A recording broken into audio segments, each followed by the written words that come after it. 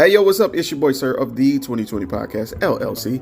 Please say the LLC. And before you listen to this episode, I just got to let you know, I need you to stop what you're doing. Go to blkrenaissance.com, and I need you to shop for the culture.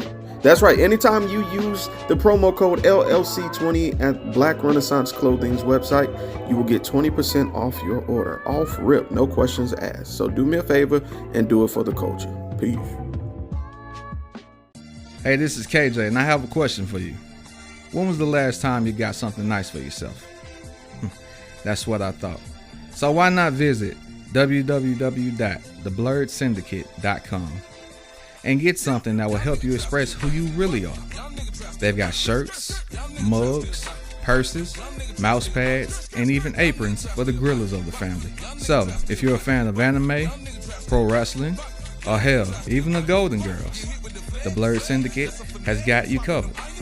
Also, if you use the code LLC20 at checkout, you'll get 20% off your order. So what are you waiting on? I got mine. Come get yours.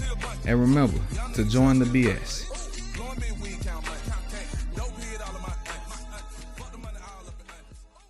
Hey, this is Butter So Fly of Powerlines Poetry, here to let you know anytime I feel good, I have to look good, so you have to listen to me. Make sure you go to gurudesigns.com, use a 3 instead of an E.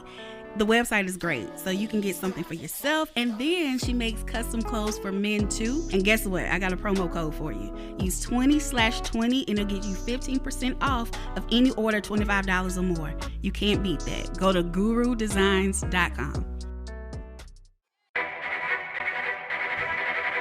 The self-destruct sequence has been activated. Repeat, the self-destruct sequence has been activated. This sequence may not be aborted. All employees proceed to the emergency car at the bottom platform. Okay, we lit it just like a fuse, so no need to pick and choose. Welcome to 2020, where we do more than interviews. The hottest be coming through, dropping knowledge on all of you. Get a pick of the front of you with the truth that they offer you. Yeah, hands up, we doing it for the culture. To give artists and businesses more exposure. Keeping it real and stay silent just like a boulder. It's about to go all the way down, can't get no lower. Chasing my dreams, know that they get no slower. But if I stay running, I promise they getting closer. Moreover, success my older. And if you're sleeping on me, I'm waking them up like Folgers. I told you, coming from the land with the tide roll. Well, we'll be on a whole different vibe though. We like to ride slow and keep our windows tinted so you really can see us. Like Stevie Wonder waking up with his eyes closed. Yeah, got the kind of flow that rock the boat. On my 16s of pounds of dope. And if you figure you can hang with me on the mic, then grab some rope. Matter of fact, better grab some hope. While you at it, we keep it live, it's time to tune in. Turn up the sound on what you're using. It goes so hard, I think it's bruising. The show is 2020, no need to zoom in. Yeah. So I had a question for you, since we're already on the topic. Okay. So with marriage, you know, I've been doing this series thing and I'm just talking to married people, people who aren't married, people who are divorced, just a wide spectrum of people. So there's some things that I'm just interested. There are no right or wrong answers. Yeah. It's just perspectives. That's all I want. So it's not out the way. Yeah. And I purposely didn't give you any of my questions up front because I didn't want you to ponder too much on them. Yeah. I literally wanted to hear up front what you had to say. So 3 things come to mind when I talk to people who are married or dated or just any kind of relationship. I wanted to know their definitions because I think the key to communication is understanding where each other are coming from and how we associate words because, you know, that's what it is. That's how we understand. What are your definitions of expectations, boundaries, and standards? Oh, Jesus. My expectations of, like, when I got married, I thought, like... No. Let me pause. I'm not saying of marriage. Of just what is in your general. definition? Of just in general of Yes, what ma'am. expectations are. So when my definition of expectation is the ability to do something without me having to tell you to do something. You kind of get what I'm saying? Or like, I expect this from you. Like, if you are, you know, in this particular class, or if you in this particular position, I expect for you to act and behave and carry yourself in a certain manner. You kind of get what I'm saying? It's like you should be able to do something without it should be automatic. I guess that's my It doesn't have definition. to be spoken. Yeah, just it should never have to be spoken about or spoken of in general. Like, that's expectation. Interesting. Boundaries. What's your definition of boundaries? Things that should never be crossed. Things that should never be said or done out of spite. Okay. You know, that's what I feel like what boundaries are. All right. And my last one. This is my favorite one, honestly. Standards. Shit. Standards. Uh-huh. What I want, what I expect. Okay. It's like, come on. Like, don't, like, freaking, if I pay $60 for a freaking, like, case, for an iPhone case, that shit better not crack at all. Like, my standards are high. So, like, if I pay this much for a Broman bag, like, I better not see a damn thread out of place. Like, what I want. All right. So I asked that for a reason before I even engage in, like, my questions. Reason being is because, like I said, I think communication is key. And I think the main thing, because this is in response to my Men on Marriage series that I did. And I'm learning that men and women communicate very differently. And I'm learning that some things aren't right and wrong. Two things can be right at the same time. They're just interpreted differently. Mm-hmm. Hence why I started with the definition.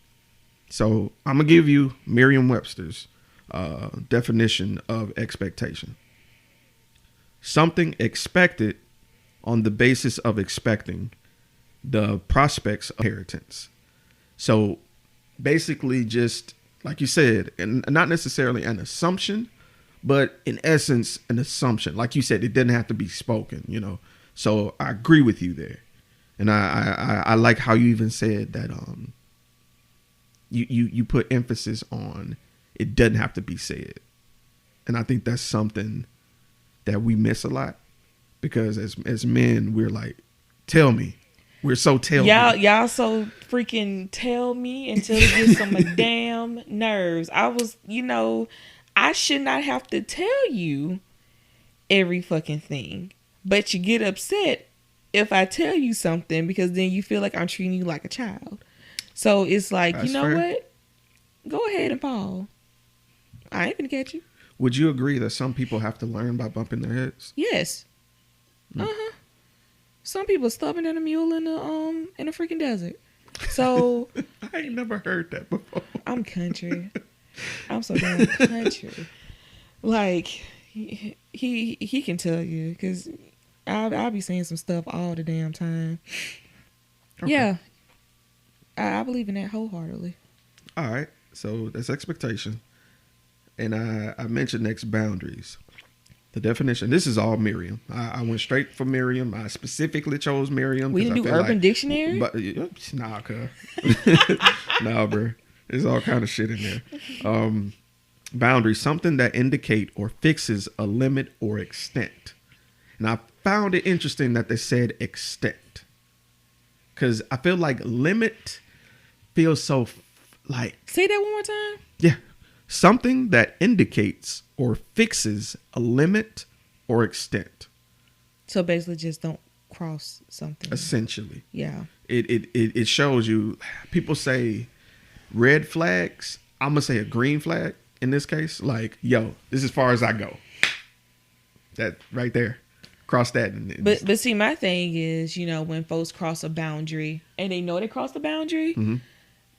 Don't get upset of the reaction that I get, that you get from me. And I recently had that to happen. I felt as if someone kept on poking the bear and poking the bear. And then when I felt like you crossed a boundary, I literally went off, and I got out of character. And so if I get upset or react a certain way, don't act like your feelings is hurt now. Right. You should have saw that tsunami when the earthquake happened. Expectation. Yes. If I lay out to you what my expectations are, you know. We need to take a 5. I don't know. Babe, you okay? Am I okay? Or are you just sitting here being curious? Okay. He's just curious.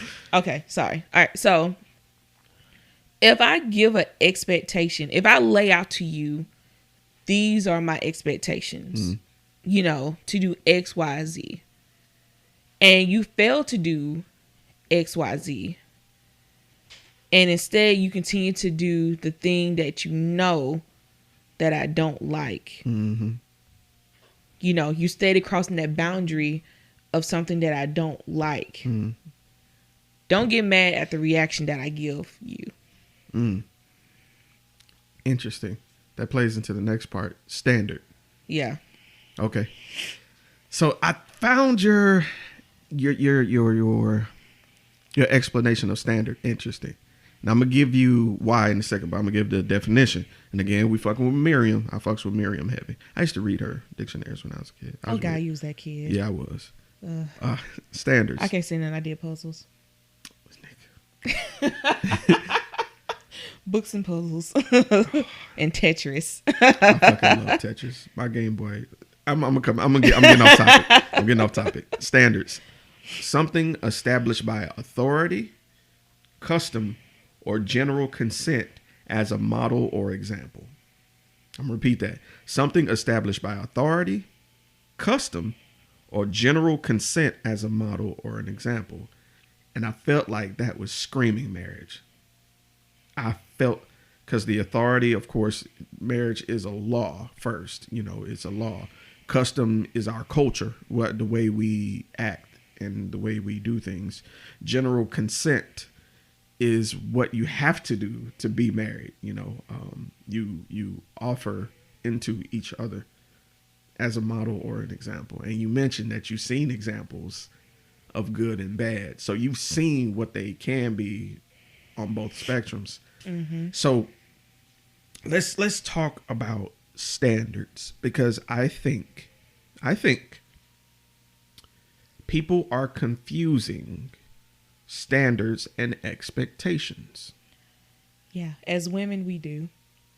And I wasn't even gonna say as women, because I know a couple niggas. Men, I'm gonna say men do as well. It's like, I know for me personally, and this is just me, I expected my husband to just come out the bank when we got married now, to just love God and, you know, want to go to church and pray together and come out and just be the leader and the head of our household. And I didn't get that right away. Because that first year and a half, Jesus. When I mean it took Jesus and all 12 of his disciples and the Lord, him, you know, and just God himself, and even probably Judas from the brinks of hell. It was just a lot, because what I expected for it to be did not go my way. You know, me being selfish, you know, played a lot in it, because I wanted him to be a certain way and he wasn't. And I was upset about it. And it's like, I felt like he didn't care about my needs and my wants and what my desires as to what I wanted my husband to be. And it caused like a forever, tangle and, tug. And what my expectations were was he should be there, every day, and we should be figuring this out together, and and we pray and try to figure things out and get plans together, because see, I'm a planner. Mm-hmm. I like to plan things out, and he wasn't like that. And then his job in the beginning of our marriage required him to travel all the time. So basically what I expected for his job to be ended up being something totally different. Mm. And it caused rifts. So it like, put it like this, for example, when he took the job, it was like, oh, you'll be gone a week and home like on weekends or whatever. And what we got was, oh, you're going to be in somewhere in bumfuck Alabama for like 4 weeks. Oh. And, and it was hard at times to travel and see him, or times it was hard for him to travel and see me. Mm-hmm. So we literally would sometimes go like a month or so without seeing each other. Oh, and stuff. And some people don't have a problem with that because they husbands are drivers and or work offshore or whatever like that. But I just couldn't deal with it. I couldn't handle that. And I just saw that he was just so consumed with just trying to make money. And I understand, I'm like, we need money to survive, but for me, I always had this concept in my mind of, I don't necessarily care about how much money you make. I just want to spend quality time with you. Mm. And it was hard to do that. He came here early and was talking about, him and traveling and how we enjoyed it. I fucking hated it. Mm. I even to see him lie. I couldn't stand it. I couldn't stand it at all. I mean, we didn't have like necessarily privacy at times. Yeah. So we had to make do what we had to make do with. His work schedule was a lot because he worked overnights. So it was kind of like he'll be sleeping daytime and, I'll be up, in the daytime while he went and worked at night. So we would miss each other a lot. And I realized I don't like being on the phone. Like that with him. I can't stand it. Can't stand being on the phone like that. Like I'd rather probably just text you before I just sit down and be on the phone with you for like 2 hours, 2.5 hours. So my expectation of what I thought it was going to be versus what I got was not the best thing ever. And it was hard at times because you don't want to go out and just express your frustration of what's going on in your marriage to people, because basically one of the first pieces of advice I got was, what goes in your marriage stays in your marriage. Don't necessarily let everybody know your business. And so, I mean, I still, do that and treasure that. But it's also nice to, at times, to talk to someone who's, like I don't want to say a mentor or, like a friend or someone, just to like talk and just like get things, processed out and, with or whatever. And so I would do that at times, but also what I learned to do during that first year was to just write stuff down in a journal and just pray about it and just give it to God. I was like, just forget it. Like when we got past year 1, I was like, forget it. And I was like, if he's here, he's here. I honestly had just kind of just given up on the fact that he was going to eventually see what I was feeling, you know, because I would express it, but then it'll turn to an argument, you know, because of the way we communicate, the way that he, I think, has his viewpoint of marriage and the way I had my viewpoint of marriage. It just wasn't gelling. And so I just kind of like, so my logic was during that time was, well, I ain't finna worry about him anymore, because it kept on being like 2 weeks here or a month here, you know, or he would be in town, and but again, he worked like overnight or whatever, and would be asleep during the daytime, and maybe I could get in a Saturday with him somewhat. Some days I didn't, because he had to go do some other things for, you know, family, and then Sundays he was gone.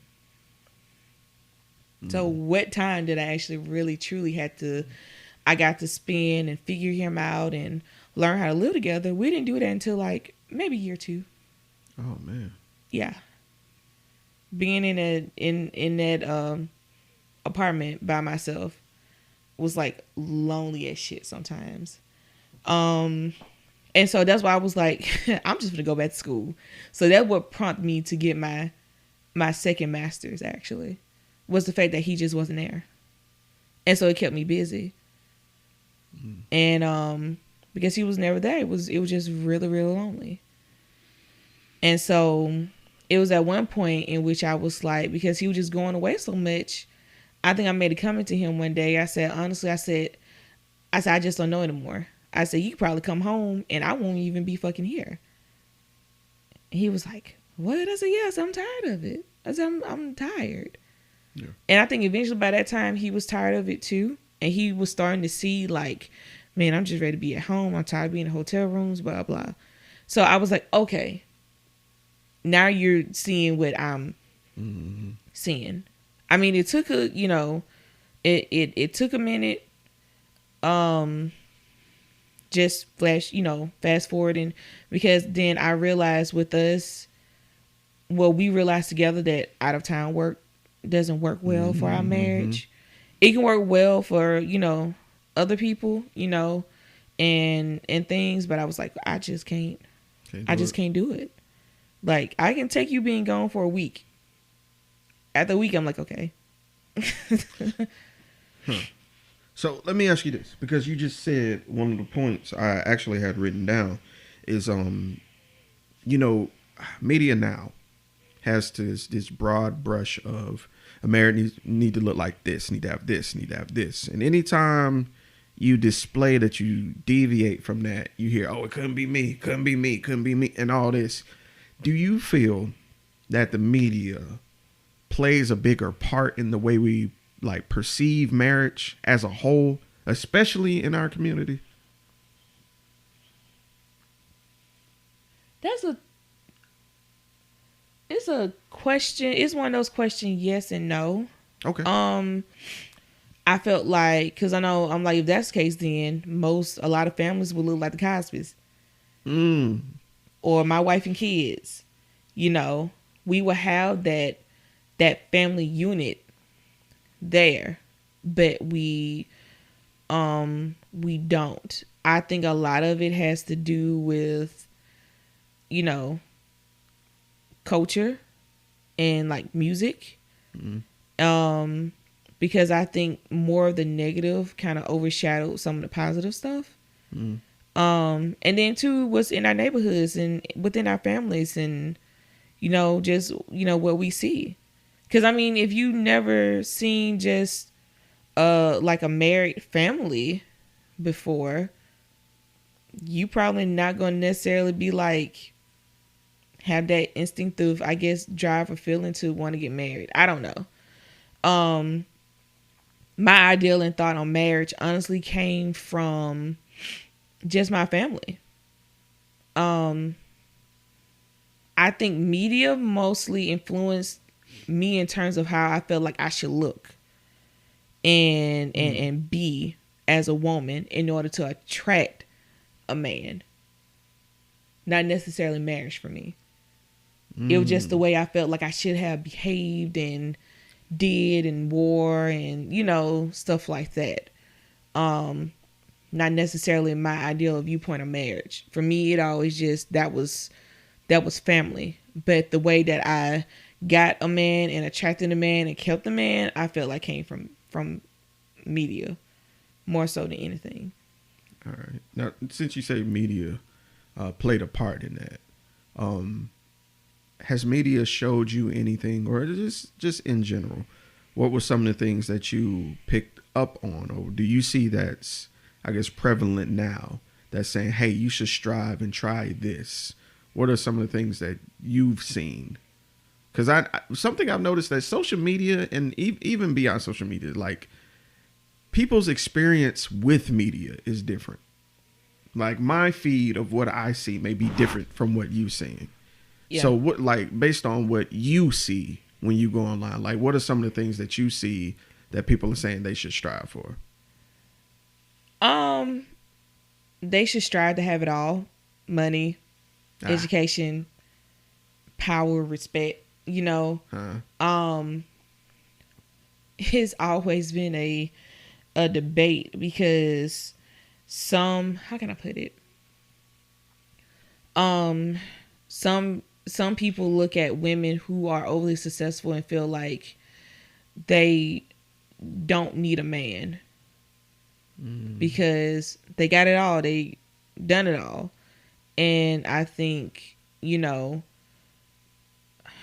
coming from a black woman's perspective, and it's just me, I found it hard to date because some men kind of find it as too overbearing because you're educated and, you know, you have a job, career, you know, you kind of got yourself together without necessarily needing the help of a man to help build you up. You kind of get what I'm saying? I felt like social media has, you know, portrayed black women at times as being angry. And I feel like sometimes, I think black women sometimes as a reflex feel like that we have to operate like that in order for us to get our point across and stuff. But I don't know. I try to stay from giving in to too much media or give media too much power over me nowadays because it's so toxic. Yeah. At times. I agree. Everybody has this, you know, opinion, you know, like you had, you know, Kevin Samuels, you know, with everything that he did. And then you had like other people was like, well, females talk like that all the time about black men and nobody don't say anything about that. But the moment he come out and say something about black women or women and need a man and they want to have a problem. But I don't know. To me, both sides are, how can I put it? I feel like if everybody just work on themselves and just, you know, focus on themselves or whatever, I feel like it'd probably be a little bit better. You gotta get what I'm saying? I think we give in to media pressure too much. Yeah. And we need to learn how to take accountability for ourselves. Do you think there's a certain layer of fear there? Because I agree with you fully. It's the ideal of I'm scared to, I don't want to be by myself. I'm scared of being like that by myself. And part of me felt like that at times too. It was one of those things which is like, you know, I was always just that personality of like, it is what it is, but I low key at times enjoyed being in a relationship. And I felt like out of fear and then, you know, social media pressures and stuff as well, that if I didn't do certain things, you know, then I would lose this person. Gotcha. And stuff. So I obligated out of fear for the longest. Even when I was, you know, dating, even when, you know, we were dating. At times I would operate out of fear because I'm like, well, if I don't do this, then I would lose him. Do you feel that very fear is the reason that people disrespect their own boundaries? Because it's like, you know, well, even though this makes me uncomfortable, I will do this anyway. Come on in. Go ahead, babe. Come on in. Why you tiptoeing in? Oh, you getting the double? Yeah, he feeding her. She said, hurry up, nigga. My thing is, I was like, I hope he didn't take that in the other room, because I'm like, she would demolish that. Man. But I got some treats she can have, by the way. oh God, she will attack you as the bear she is. But I operated out of fear, but it was because of past relationships that I was also in. Mm-hmm. It was just so toxic. It was just so fucking toxic. It was literally like the definition of distraction for me. Okay. Now, the word toxic, I feel like that word has evolved over the last couple of years. I feel like it's become a cool word now. It has. It's been I think culture has come to be okay with toxicity, and it's okay with being toxic. That's problematic. It is not okay being problematic. Like, it is not okay to sit there and have a full-on fledged argument and calling each other bitches and hoes and nigga and fuck you too type of like relationship. And like, I mean, it's okay to get into arguments. Like, people get into arguments, but if you get into an argument with somebody like 3 times a fucking week, like, or just the conversation that you have on a daily basis is like not healthy, like, run. But we think that it's okay because we look at media. So you look at like Love and Hip Hop, you know, or movies like Baby Boy or something like that. Like, everybody loves Jody. And I was like, Jody literally told Yvette, I lie to you because I love you. That shit wild. And I was like, nobody finds nothing wrong with this. Like, it's a cult classic. It's romanticized It's media. very overly romanticized media. They think it's okay. But I'm gonna be honest with you, it's a lot of media like that in our community. It's one we bash so hard that everybody loves. Love and Basketball. That is not a good movie. Like, that is not one you want to model anything by. But we romanticize the idea of a black man struggling and a black woman coming along to compliment him and save him. That is seen too much. Yeah, because a lot of black women now is like, you know, that's why a lot of women stay in relationships, because we think that we can fix. Yeah. We can fix them. And, you know, we stay out of obligation. We stay out of obligation because we think we can fix them, and we stay out of obligation to protect, you know. I never heard that before.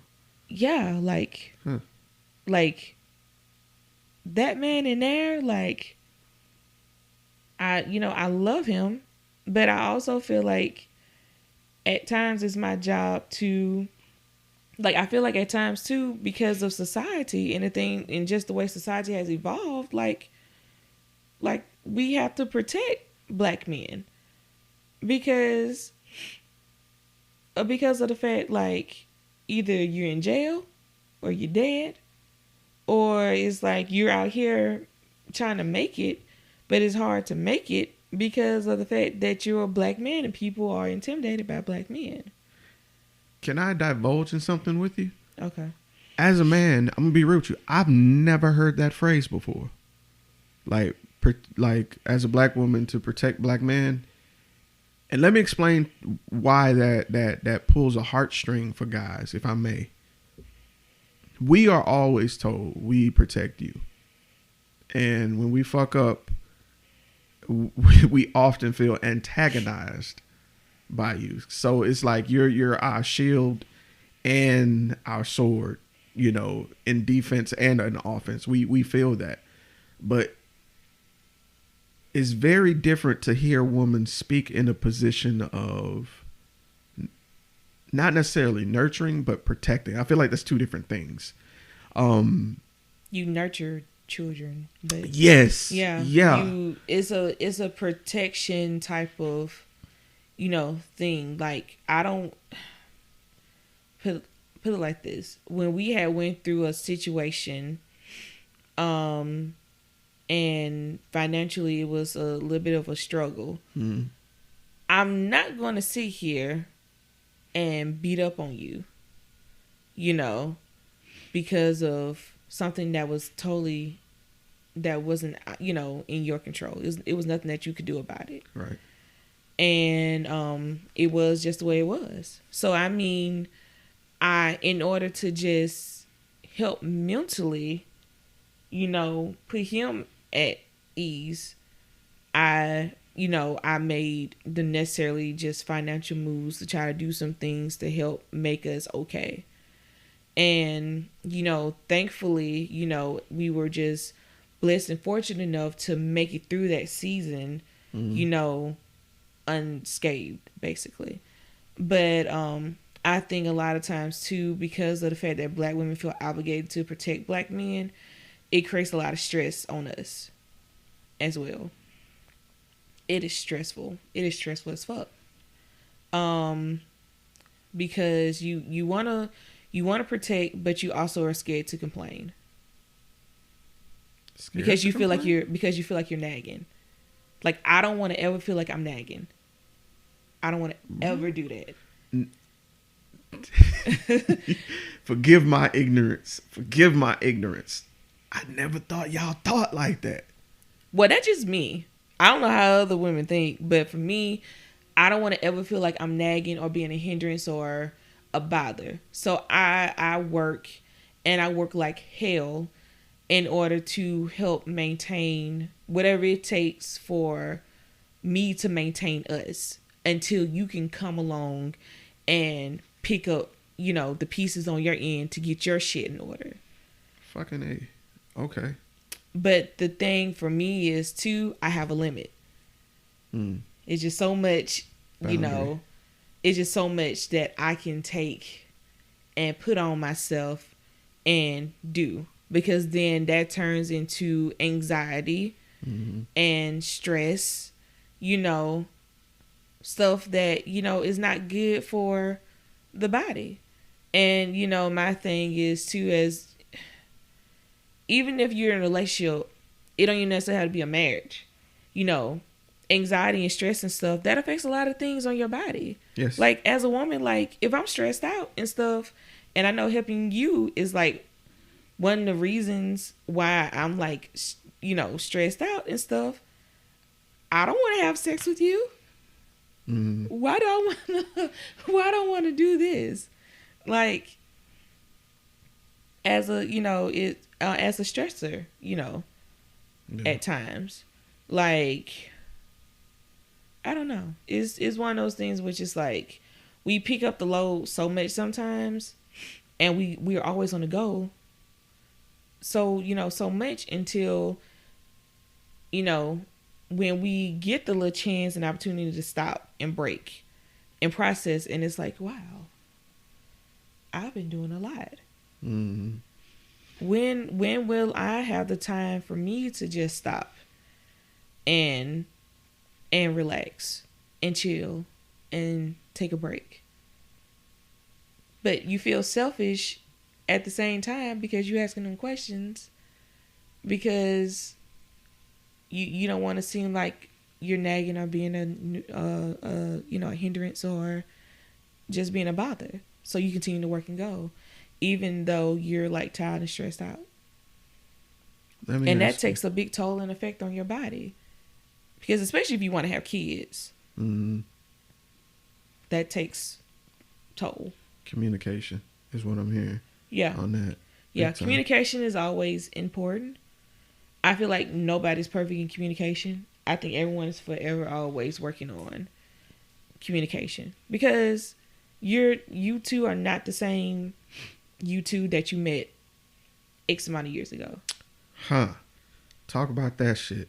You're not the same person. Like me and him are not the same two people that said I do back during that time period. You know what? I just had the question the other day. I saw somebody was going to renew their vows, and I was like, why are they doing that? You have to because you're not With what you just said, I get why. You're not the same people. Fucking get why now. You're not the same people that said I do that many years ago. So it's like, okay, we have get to, it now. yeah, we have to, you have to change in the way that you communicate. Renewing those vows for the new people. For Damn the new it. people, That's some real shit. and to start off on a good note. Let me ask you this. Not trying to put you in the seat of a therapist or nothing, no shit like that. I ain't a fucking therapist. I need a therapist. What do you think? Like, communication is key. And don't get me wrong, I feel like it's the hardest part because that shit takes patience. Ain't no say what you're thinking. I said what I was thinking. You just ain't receiving. Anyway, Yeah. what do you think are some like exercises? Because you know what I'm saying? Like, it has to start somewhere. Dating is just an interview. You know what I'm saying? Well, for me, what we did first and foremost was we did premarital counseling. I encourage every freaking body who is thinking about going down that aisle, if you're even thinking about it, go to premarital counseling. And, because you got to start building that foundation somewhere of communication. Because as women, what we have to realize is we cannot kick your ass out the house. They're at home. They can't go back to where they came from because they here with you. So it's like, okay, how can I and it's always just such a challenge. It's like, how can I express positively in a way what I'm feeling, because a lot of days I just want to, he can ask a question of, well, what we finna eat today? And sometimes I literally just go off the rack and I'm like, nigga, I've been at work all fucking day making decisions for everybody else and their feelings and stuff. And you can't come home. You got home before me and you can't tell me what we finna freaking cook. Something as simple as that. And it's like... Can I interject there? Yeah. Can I interject there? As simple as women think that is, it's not. Let me give you no, for real. Let me give you the run through of what a nigga brain does when we come up with something and you don't like it. Let me tell you what happens. We go from shit, I did all this, I did this for Bae, to damn, she don't like it. I wonder what she don't like about it. Damn, is it something I did? Is it something I could have helped? Is it something that I skipped? Is a branch of questionnaires that we're going to ask ourselves. And if you're like me, you're going to slowly start to gear it back towards yourself. Not that thing in there. He just content with cereal. Look, I ain't. That's the go-to meal. I like cereal too because it's quick. Cereal, baby. We work. We can afford more than cereal, son. Like, cook something else. And I think some things are habit. I think some things are, sometimes we get in the habit of things of where we don't have to think because it's that bachelor mindset. Is like, I won't even say bachelor. Let me expound on this. Between cereal and just breakfast food in general, I'll make an egg sandwich. You ever have a situation where a nigga is thinking about nothing? Like, you ever seen your man think about nothing? Yeah. When we're on autopilot, that's peace. So what happens with cereal is we don't want to think too hard. We like remaining in that silent peace in our head. So we just go on. Nick, I kid you not. There's been times where I was at work and then boom, I was at home. How in the fuck did I get home. Like, there's an autopilot space in our brains where we retreat to sometimes, and it's peaceful. And I'm guilty. We can sometimes drag y'all into that, and it's not intentional. And when it happens for me, I get very selfish without knowing. Sometimes I'll take the lead and it not work out like it should. And then now, because I'm an overthinker, I'm consulting with you on every step of everything else from then on out.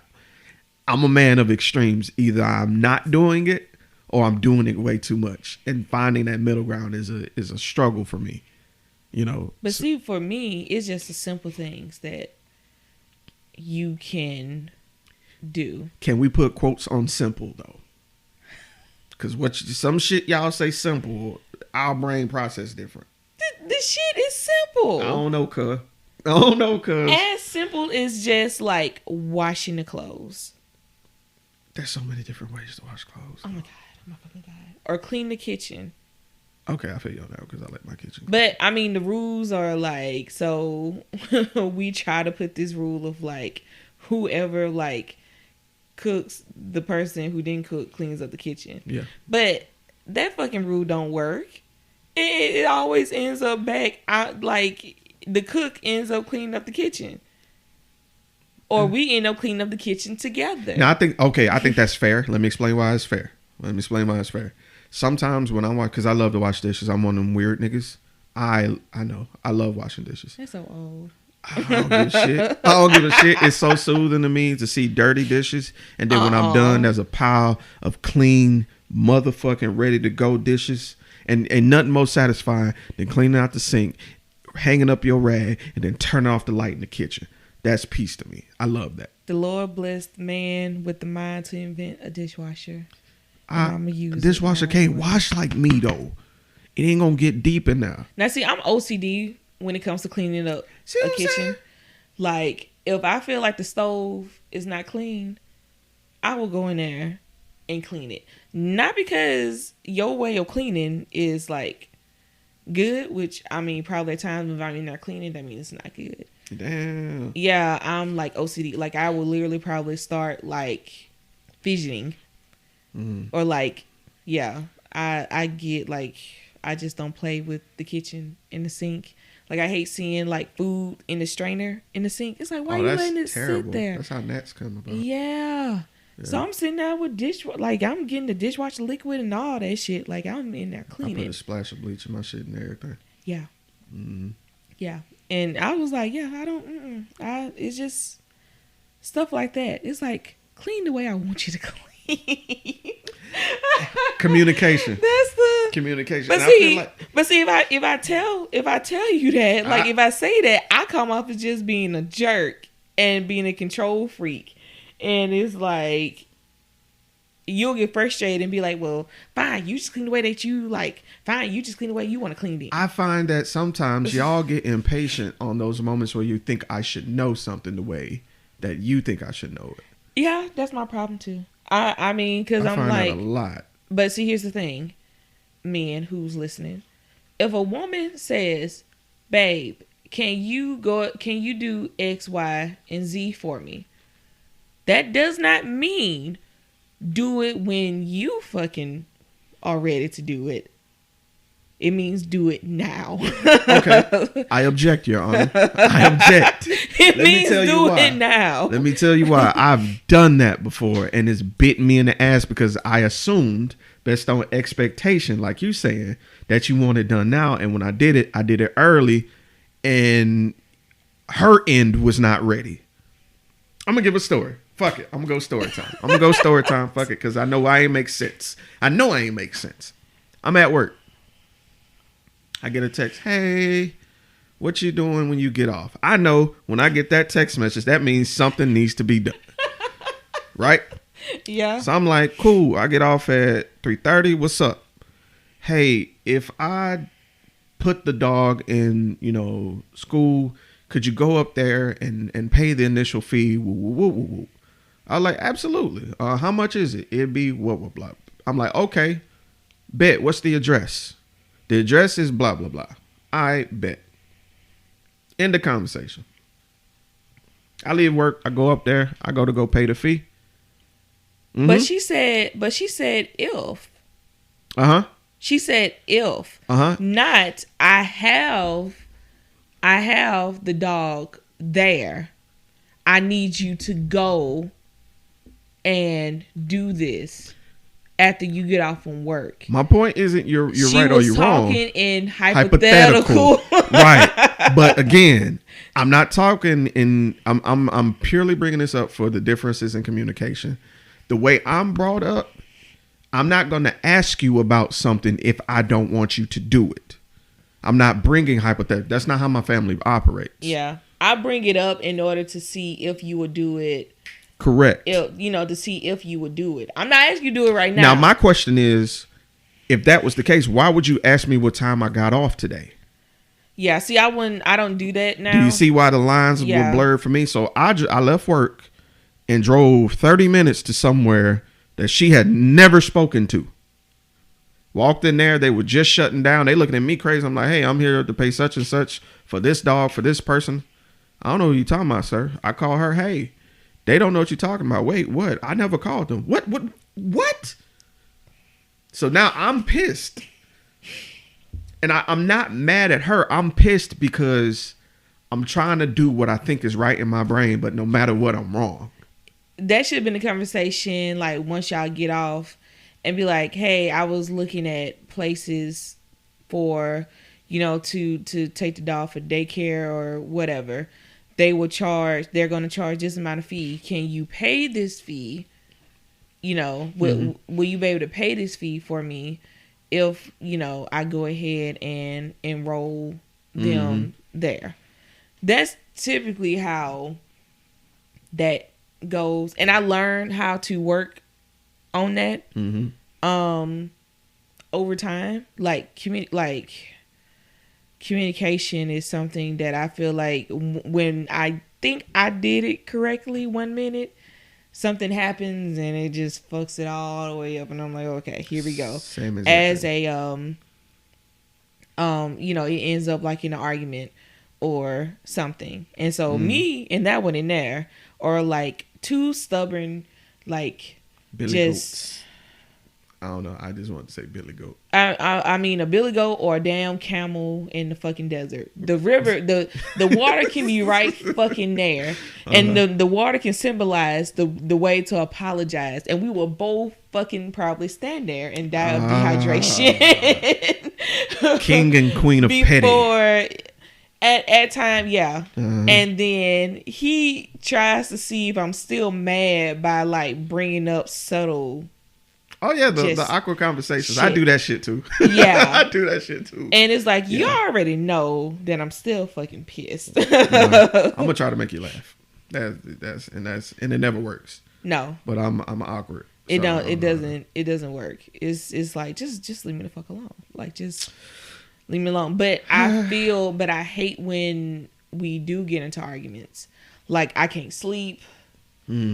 Like, I go to work the next day and I'm just not in like tune to, everything in which I will, necessarily have to do.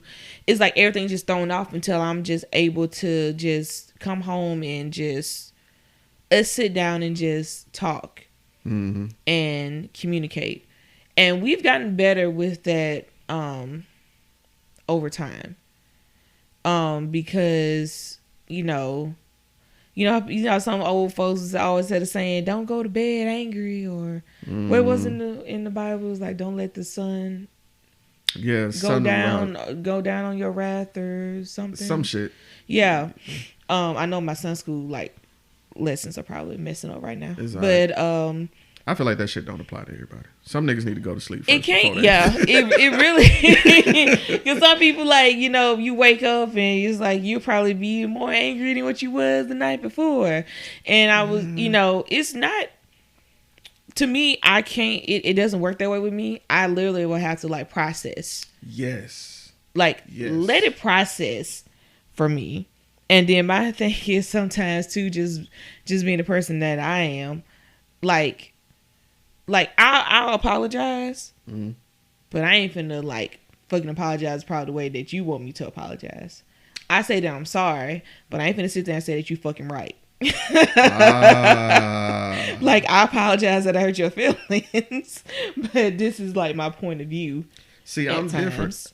I guess I'm different. I mean, unless I just truly like hurt your feelings, like I went past a boundary that was set, and I would really, you know, then, you know, I truly apologize. But if I'm apologizing because both of us are just sitting here being petty and stubborn and stuff, and I'm just fucking with you just for the sake of fucking with you, I ain't finna apologize the way that you kind of expect me to do. No, I'm gonna say I'm sorry.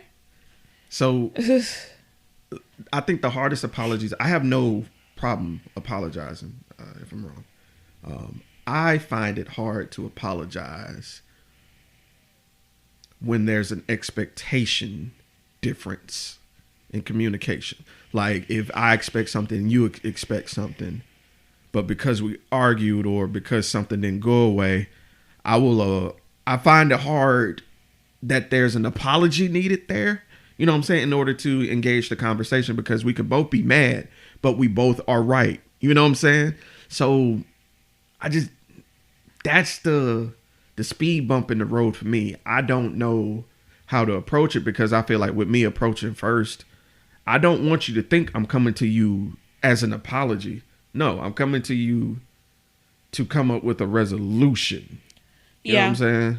Yeah. Does that make sense? Yeah. And anytime you're in a relationship with somebody, it's like you got to figure out, like, okay, how can we come in the middle? Yes.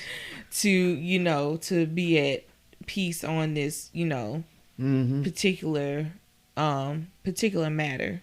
Because, I mean, sometimes, I mean, honestly, it takes you to dance around in a circle long enough in order for you to try to figure out, like, okay, what is the best possible route or, you know, solution and stuff. And sometimes it could be a mixture of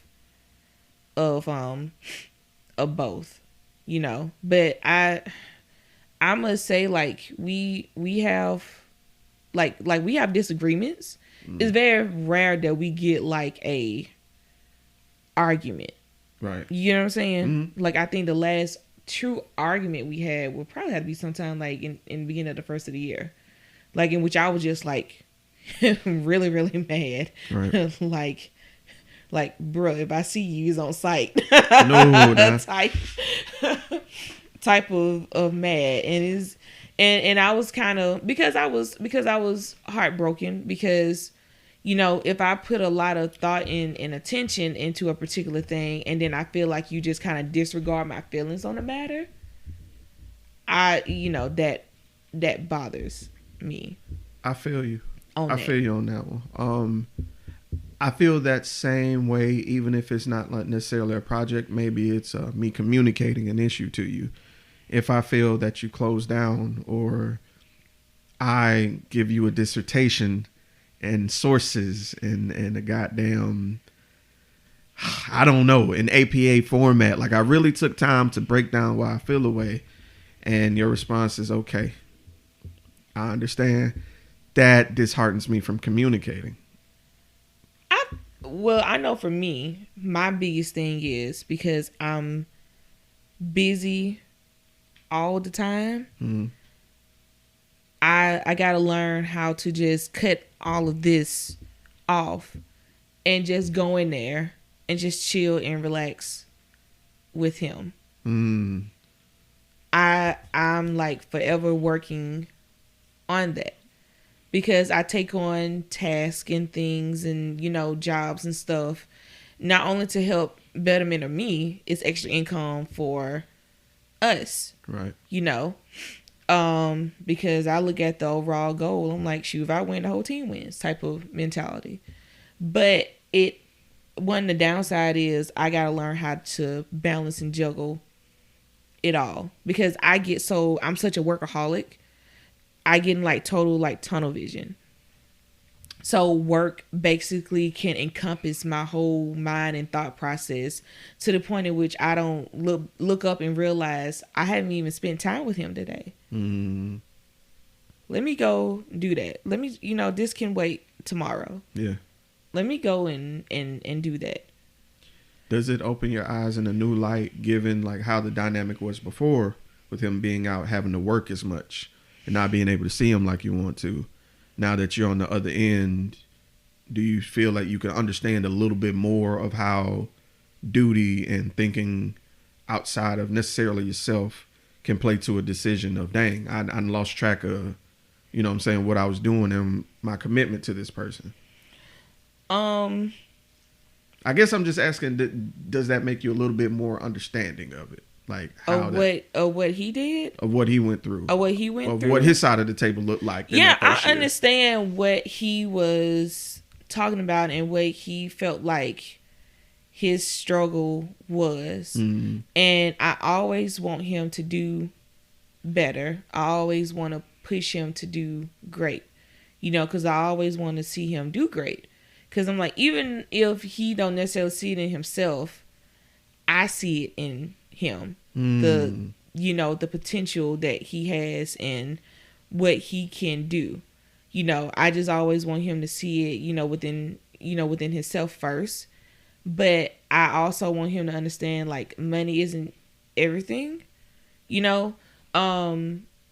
I guess for me sometimes what happens was I just take advantage of opportunity, but it just comes with like a lot of responsibilities.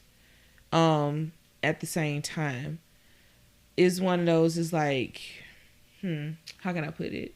Do I feel like money is a driving force for me? No, because if, being on the collegiate level, that's a come by come basis. Mm. So one semester I may not even have a class, and next semester I may do. So it doesn't bother me. Right. Put it like that.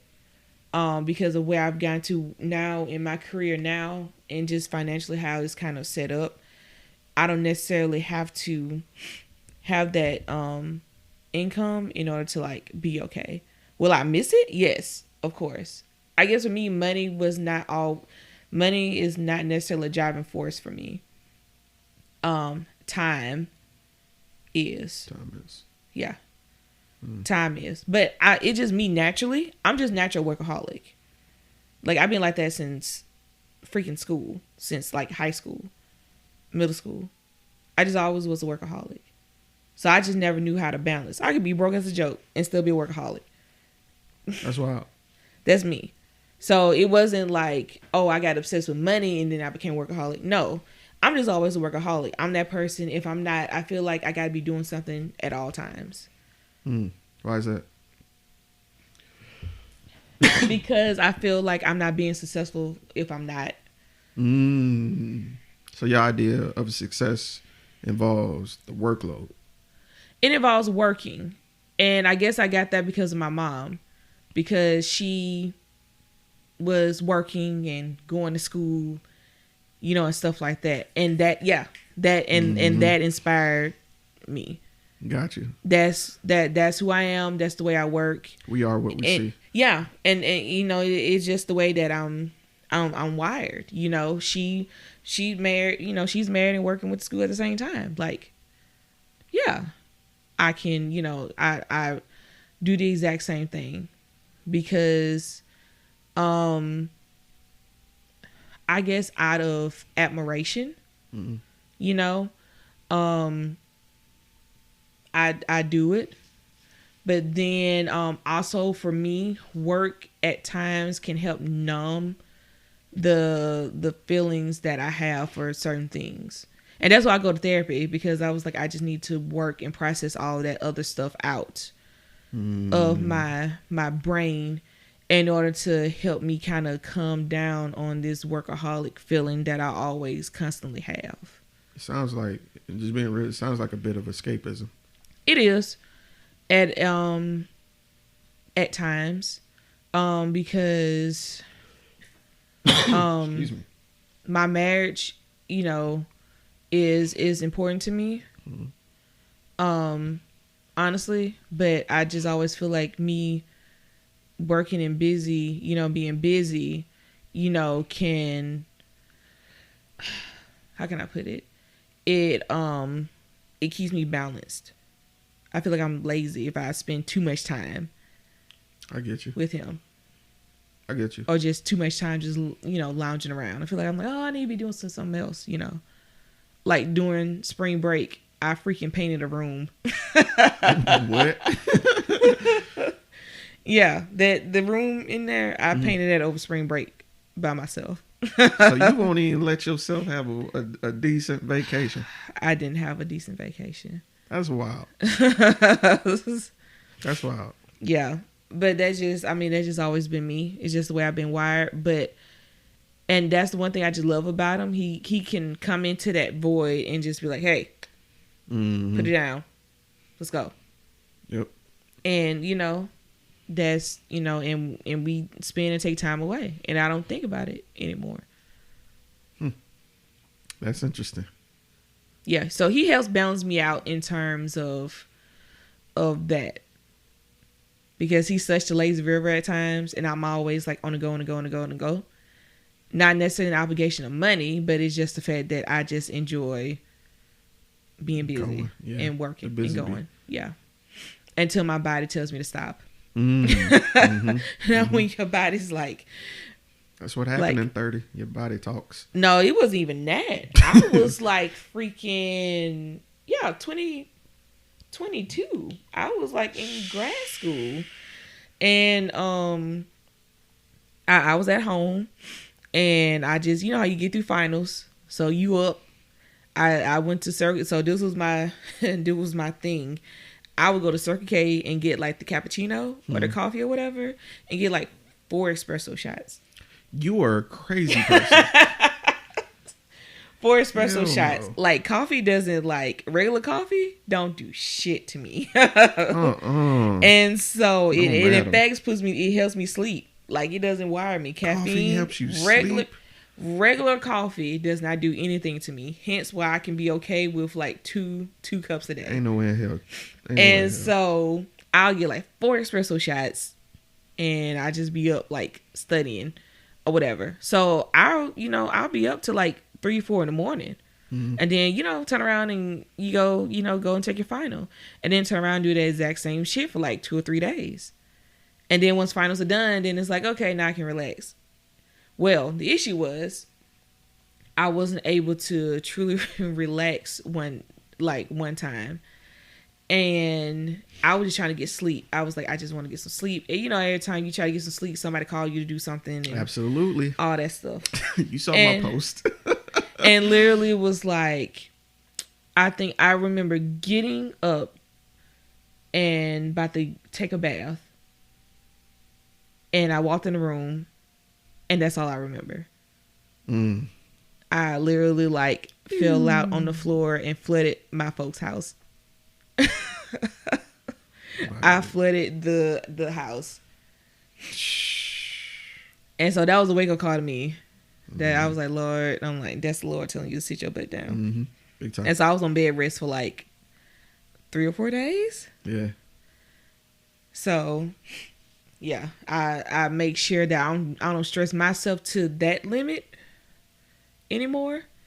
But yeah, that was scary. Like just totally passing out and flooding your folks' house. I'm like, that ain't good. Don't do that. So I my second into my grad school, I was like, okay, my cutoff time is like 12 or 2. I think typically that's what used to be my cutoff time. Was at times. But no, I can't do that no more now. I can barely stay up to 12 o'clock. I can't do it anymore. I'll make it. I can't do it anymore now. I was like, yeah, my body can't do this. Can't do this shit no more. So yeah, but he helps break that tunnel vision in me that I have. And that helps, he helps me more than I think he ever knows. Because if he doesn't like really pay attention to me, I can work probably 2 or 3 hours straight. And not be bothered. And be perfectly okay. Until he comes in and just kind of, you know how he just, he comes in and he like may say or do something and be like, you need a break. Yeah. And takes you for, a little bit of a break. And then it's like, okay, you go back to work now. Yeah. Make you smell the roses. Yeah, basically. Dope. Because if not, I'll work all the time. It's the worst.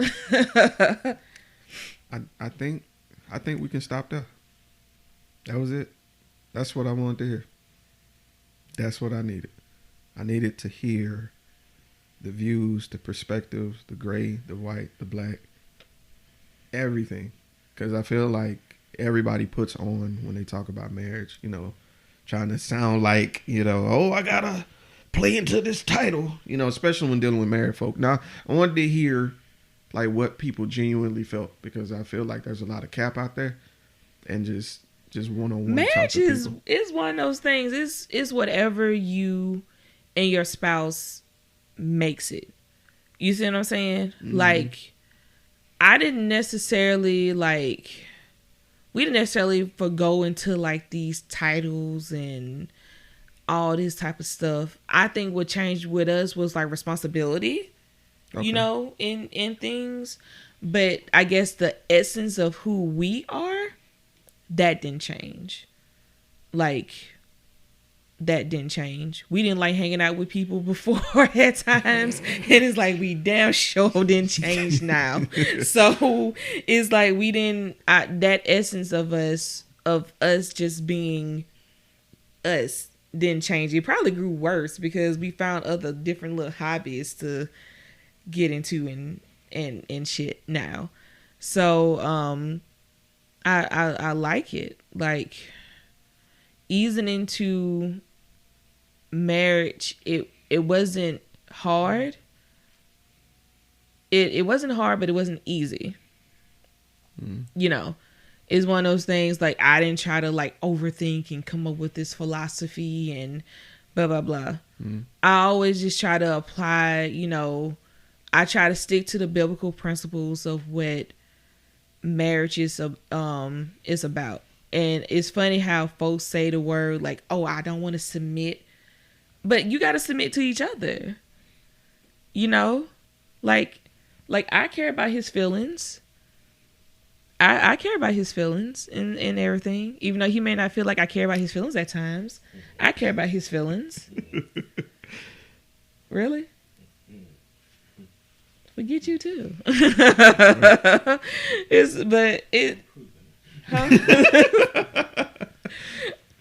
Well, thank you, Ms. Orange. This was great. This was very insightful. Can you believe we've been talking for 2 hours? It's been 2 hours? Yeah. Shit. Well, we went on a rant, I think, probably for the first, like... It was the first 45 minutes was a rant. But who just jumps into a topic? That shit wet. Yeah. So, thank you. Well, yeah, that's my travel buddy. And watch wrestling and stuff. I can't marry nobody else because we too invested in each other now. Hey, this is Mystique. This is Mr. Everlasting. And this is the Safe Word. Safe Word. Y'all make sure y'all join us every first and third Friday of the month.